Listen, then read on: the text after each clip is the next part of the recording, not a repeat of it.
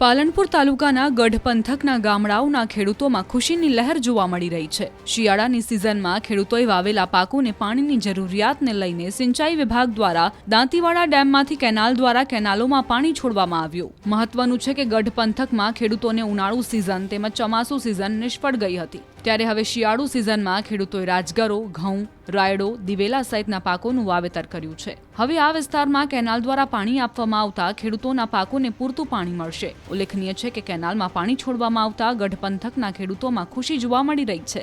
જો કે પાણી માટે ચૂકવવા પડતા પૈસામાં વધારો કરાયો હોવાથી ખેડૂતોએ વધારો પરત ખેંચવા તંત્રને તથા સરકારને અપીલ કરી હતી।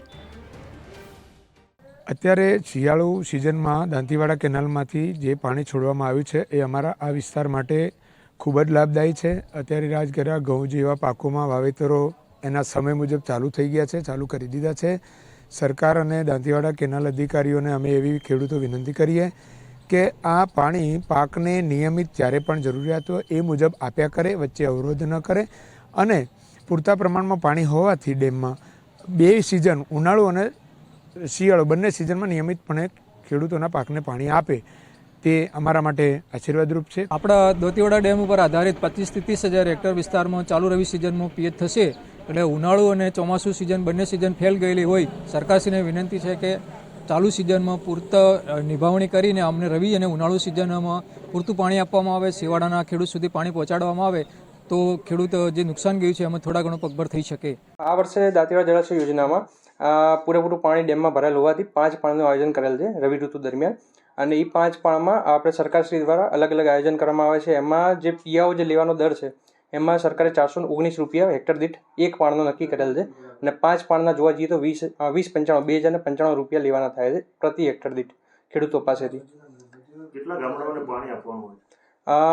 આપણે જે દાંતીવાડા જળાશય યોજનામાં અંતર્ગત બનાસકાંઠામાં ટોટલ 4 તાલુકા આવેલા છે।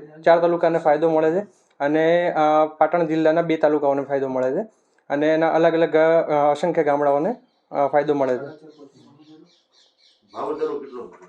ભાવ વધારો જે છે એ ગયા વર્ષ દરમિયાન જે હતો એના કરતાં 2.5 થી 3% જેટલો વધારો કરવામાં આવેલ છે ભાવમાં। પાલનપુર તાલુકાના ગઢ પંથકના ગામડાઓના ખેડૂતોમાં ખુશીની લહેર જોવા મળી રહી છે। શિયાળાની સિઝનમાં ખેડૂતોએ વાવેલા પાકોને પાણીની જરૂરિયાતને લઈને સિંચાઈ વિભાગ દ્વારા દાંતીવાડા ડેમમાંથી કેનાલ દ્વારા કેનાલોમાં પાણી છોડવામાં આવ્યું। મહત્વનું છે કે ગઢ પંથકમાં ખેડૂતોને ઉનાળુ સિઝન તેમજ ચોમાસુ સિઝન નિષ્ફળ ગઈ હતી, ત્યારે હવે શિયાળુ સિઝનમાં ખેડૂતોએ રાજગરો, ઘઉં, રાયડો, દિવેલા સહિતના પાકોનું વાવેતર કર્યું છે। હવે આ વિસ્તારમાં કેનાલ દ્વારા પાણી આપવામાં આવતા ખેડૂતોના પાકોને પૂરતું પાણી મળશે। ઉલ્લેખનીય છે કે કેનાલમાં પાણી છોડવામાં આવતા ગઢ પંથકના ખેડૂતોમાં ખુશી જોવા મળી રહી છે। જો કે પાણી માટે ચૂકવવા પડતા પૈસામાં વધારો કરાયો હોવાથી ખેડૂતોએ વધારો પરત ખેંચવા તંત્રને તથા સરકારને અપીલ કરી હતી। અત્યારે શિયાળુ સિઝનમાં દાંતીવાડા કેનાલમાંથી જે પાણી છોડવામાં આવ્યું છે એ અમારા આ વિસ્તાર માટે ખૂબ જ લાભદાયી છે। અત્યારે રાજગરા, ઘઉં જેવા પાકોમાં વાવેતરો એના સમય મુજબ ચાલુ થઈ ગયા છે, ચાલુ કરી દીધા છે।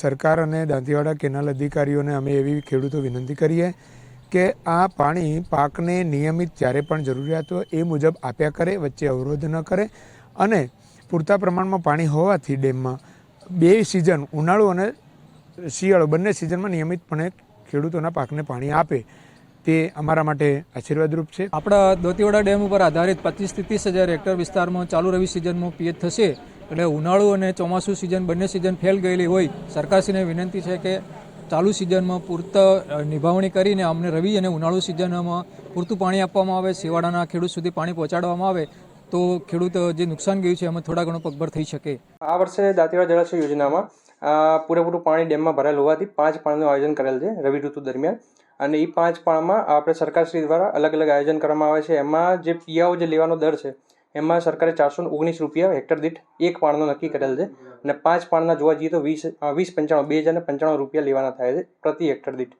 ખેડૂતો પાસેથી। કેટલા ગામડાઓને પાણી આપવાનું હોય? આપણે જે દાંતીવાડા જળાશય યોજનામાં અંતર્ગત બનાસકાંઠામાં ટોટલ 4 તાલુકા આવેલા છે। 4 તાલુકાને ફાયદો મળે છે, અને પાટણ જિલ્લાના 2 તાલુકાઓને ફાયદો મળે છે, અને એના અલગ અલગ અસંખ્ય ગામડાઓને ફાયદો મળે છે। ભાવ વધારો જે છે એ ગયા વર્ષ દરમિયાન જે હતો એના કરતાં 2.5 થી 3% જેટલો વધારો કરવામાં આવેલ છે ભાવમાં।